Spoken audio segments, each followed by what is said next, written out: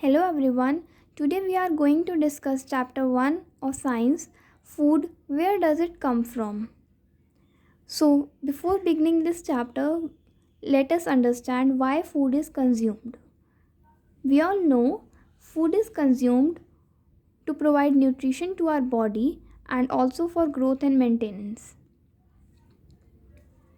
Now, to understand ingredients, plant source, animal source, I have made a flow chart. So let us begin.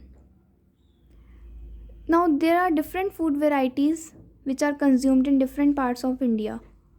For example, rice, dal, which is called pulses, and vegetables are consumed in one part of India, while fishes,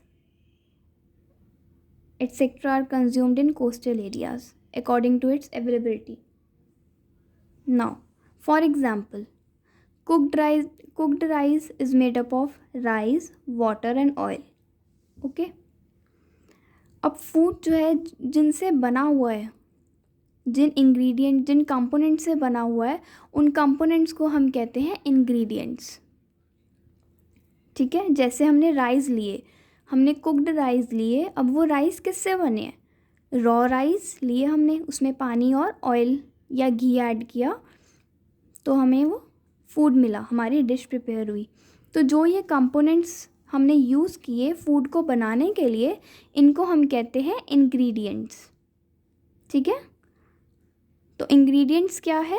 ingredients are components from which food is made, और food is made up of ingredients.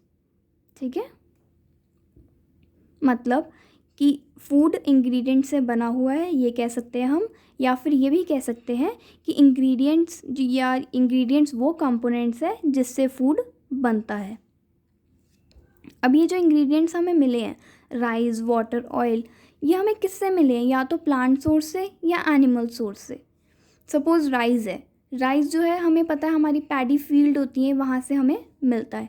तो rice क्या है? एक plant source है ना. Oil हमें किससे मिलता है? वो भी एक प्लांट सोर्स है. अब ये कौन से पार्ट से मिलता है ये मैं अभी बाद में आपको एक्सप्लेन करूँगी.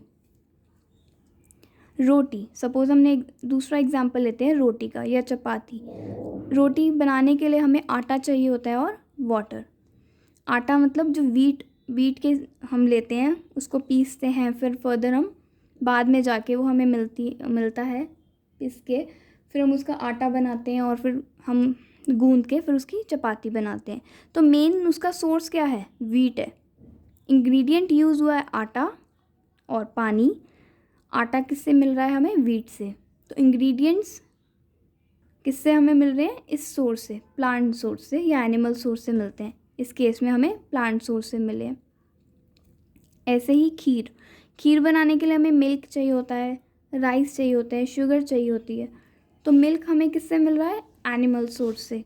जैसे काऊ, बफेलो, गोट, ये सब हमें मिल्क देते हैं. तो ये क्या हुआ? एनिमल सोर्स हुआ. राइस हम पहले भी डिस्कस कर चुके हैं, एक प्लांट सोर्स है. शुगर हमें शुगर केन, गन्ना, ठीक है, उससे मिलती है, तो वो भी क्या है? एक प्लांट सोर्स है. अब दाल भी पल्सेस.